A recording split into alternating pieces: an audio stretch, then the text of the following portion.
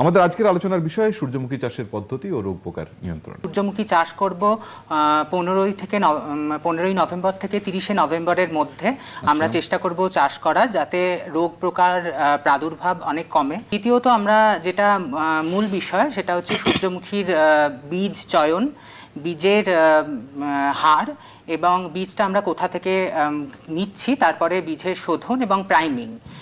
তারপরে আমরা নজর দেব হচ্ছে সূর্যমুখীর চাষের ক্ষেত্রে সেটা হলো সুসংহত আমরা সার ব্যবহার করব এবং আরও ব্যবহার করব হচ্ছে নিয়ন্ত্রিত সেচ। সারের মধ্যে যেটা প্রথম আমাদের ভীষণ গুরুত্বপূর্ণ হচ্ছে এনপিকে আমরা ব্যবহার করব 60-45 কেজি পার হেক্টেয়ার। এবং যেহেতু তৈলবীজ আমাদের সালফার একটি গুরুত্বপূর্ণ মাইক্রোনিউট্রিয়েন্ট, তো সেক্ষেত্রে আমরা সালফারের ক্ষেত্রে ব্যবহার করতে পারি অ্যামোনিয়াম সালফেট 20 কেজি পার হেক্টেয়ার রেটে। এছাড়া জিপসাম ব্যবহার করতে পারি 200 কেজি পার হেক্টেয়ার রেটে। আর বীজের পরিপক্কতার সময় আমরা ব্যবহার করব হচ্ছে বোরঅ্যাক্স 2 গ্রাম প্রতি লিটার জলে গুলে স্প্রে করব।